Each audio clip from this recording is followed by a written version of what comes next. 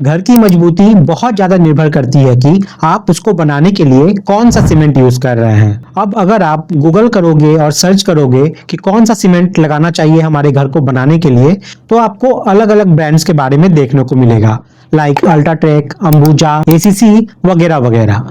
लेकिन अगर आप मेरी मानो तो सीमेंट आपको ब्रांड देखकर नहीं लेना चाहिए, बल्कि उसके प्रकार को देखकर लेना चाहिए कि वो किस टाइप का है। दरअसल सीमेंट के तो बहुत सारे प्रकार हैं, लेकिन ज्यादातर जो यूज किए जाते हैं वो दो प्रकार में आपको ज्यादातर मार्केट में मिल जाएंगे। पहला है ओपीसी और दूसरा है पीपीसी। लगभग सभी कंपनियां इन दोनों तरह के सीमेंट को बनाती है, लेकिन इन दोनों प्रकार के अपने अपने फायदे हैं और अपने अपने नुकसान हैं। अब इनमें से हमें कौन सा इस्तेमाल करना चाहिए ये आपको डिसाइड करना होगा, और ये डिसाइड करने के लिए मैं दोनों के कुछ इंपॉर्टेंट एडवांटेजेस और कुछ डिसएडवांटेजेस आपको बताऊंगा आज के इस वीडियो में, जिसके बाद आप आराम से डिसाइड कर पाएंगे कि आपको ओपीसी यूज करना चाहिए या फिर पीपीसी। किसको इस्तेमाल करने से आपका घर भी मजबूत बनेगा और आपके पैसे भी बिना मतलब के बर्बाद नहीं होंगे। तो चलिए चलते हैं अपनी वीडियो की तरफ।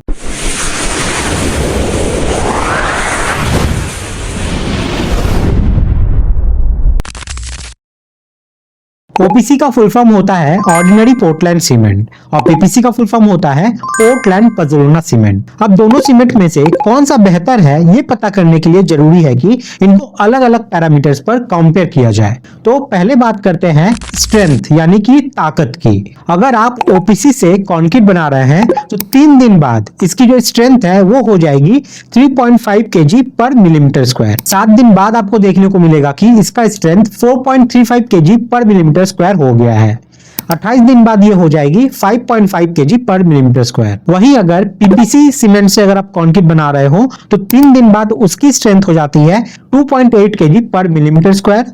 7 दिन बाद हो जाएगी 3.93 kg पर मिलीमीटर स्क्वायर और 28 दिन के बाद हो जाएगी 5.65 kg पर मिलीमीटर स्क्वायर। अब आप यहाँ पर साफ साफ देख सकते हो कि ओपीसी जल्दी से मजबूत हो जाता है, लंबा समय नहीं लेता, लेकिन पीपीसी थोड़ा सा लंबा समय लेता है, लेकिन लंबे समय के बाद इसकी मजबूती ओपीसी से ज्यादा हो जाती है। अब देखते हैं कि किसकी ड्यूरेबिलिटी ज्यादा होती है, यानी कि कौन ज्यादा देर तक लोड को सह सकता है। इसमें पीपीसी सीमेंट साफ तौर पे जीत जाती है और ये क्रैक होने से पहले काफी लंबा समय लेता है। अगर ये टूटने भी वाला हो तो आपको अच्छी खासी ये वार्निंग दे देता है। वहीं ओपीसी सीमेंट में ऐसा नहीं होता। पीपीसी सीमेंट जितना लोड ले सकता है ओपीसी उतना देर तक लोड को नहीं सह सकता है। वहाँ पे क्रैक आने के जो चांसेस है वो ज्यादा हो जाते हैं। अब बात कर लेते हैं वर्केबिलिटी की, यानी कि किससे काम करना ज्यादा आसान होता है। पीपीसी सीमेंट बहुत आसानी से मिक्स हो जाता है क्योंकि इसके जो पार्टिकल्स होते हैं वो बहुत छोटे छोटे होते हैं जो आसानी से मिक्स हो जाते हैं। वहीं ओपीसी इतनी आसानी से मिक्स नहीं होता,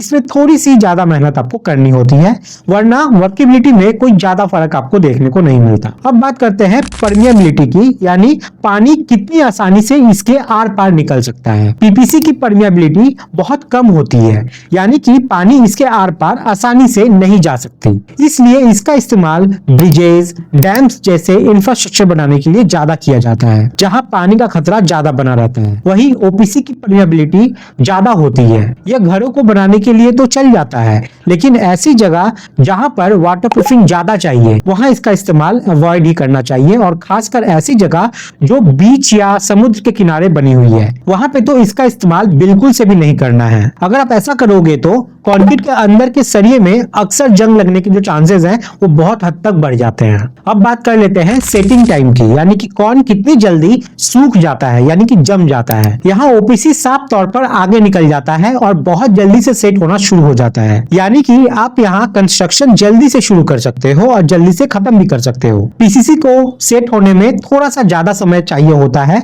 तो ये आपका कंस्ट्रक्शन का जो टाइम है ना वो थोड़ा सा बढ़ा भी सकता है। अब बात करते हैं इसके हीट हाइड्रेशन प्रोसेस की, यानी कि कौन कितना ज्यादा गर्मी छोड़ता है। आपको पता ही होगा कि सीमेंट पानी के साथ मिलकर गर्मी छोड़ता है। ओपीसी में ये गर्मी ज्यादा होती है, क्योंकि उसको जल्दी से सेट होना होता है, तो वो अपना सेटिंग प्रोसेस को जल्दी से खत्म करने की कोशिश करता है ताकि वो जल्दी से सेट हो सके, जल्दी से हार्ड हो सके। वहीं पीपीसी में ये गर्मी थोड़ी धीरे धीरे निकलती है और काफी लेट तक निकलती है, इसलिए पीपीसी को सेट होने में भी समय लगता है। अगला आता है यहाँ पर रेजिस्टेंस टू केमिकल अटैक, यानी कि केमिकल का इन पर कितना प्रभाव पड़ता है। पीपीसी पर केमिकल अटैक का कोई असर नहीं पड़ता और अगर होता भी है तो बेहद कम होता है। इस वजह से आपकी जो दीवारें हैं वो ज्यादा लंबे समय तक चलती है और अगर आपने अंदर में सरिया डाला हुआ है कंक्रीट के तो वो भी सुरक्षित रहता है। लेकिन वही ओपीसी में केमिकल अटैक आसानी से हो सकते हैं। दीवार या स्लैब को केमिकल से नुकसान भी हो सकता है, इसलिए समुद्र के किनारे रहने वाले लोगों को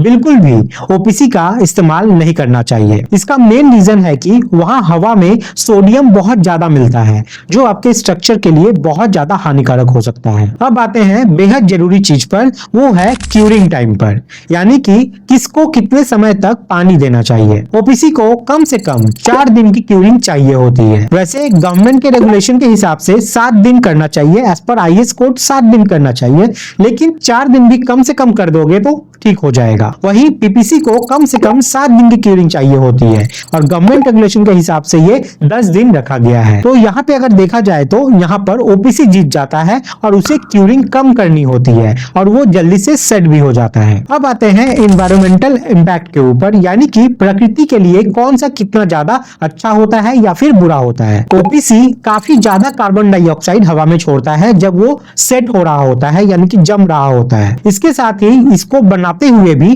काफी ज्यादा एनर्जी का इस्तेमाल यहाँ पे किया जाता है। वही पीपीसी में 10 से 25% तक पजलोना मटेरियल का इस्तेमाल होता है जो एक तरीके से राख होती है, जो इसमें कार्बन उत्सर्जन बेहद कम कर देता है और इस वजह से ये प्रकृति के लिए थोड़ा सा अच्छा रहता है। अब आते हैं आखिरी चीज जो कि है कीमत, यानी कि कॉस्ट पर। ओपीसी आपको हमेशा थोड़ा सा महंगा मिलता है। अभी की बात करें तो ये आपको अभी मिल जाएगा लगभग 430 रुपए पर बैग के हिसाब से, जो कि 50 केजी का बैग होगा, और पीपीसी आपको थोड़ा सा सस्ता मिलता है। हालांकि बहुत ज्यादा फर्क तो नहीं दिखता, पीपीसी भी लगभग आपको यहाँ पर 390-395 के आसपास में आपको मिलता है, तो बहुत ज्यादा अंतर नहीं दिखेगा। 25 से 30 रुपए का पर बैग के हिसाब से आपको अंतर यहाँ पे देखने को मिलता है। तो चलिए अब इस कंपैरिजन से हम जानते हैं कि किसको यूज करना है और किसको कहाँ पे यूज करना है। पीपीसी मेरे हिसाब से बेहद अच्छा सीमेंट होता है और आपको इसी का इस्तेमाल करना चाहिए और आप इसको कहीं भी इस्तेमाल कर सकते हैं। पर ध्यान रखिए कि अगर आपको थोड़ा जल्दी काम करना है,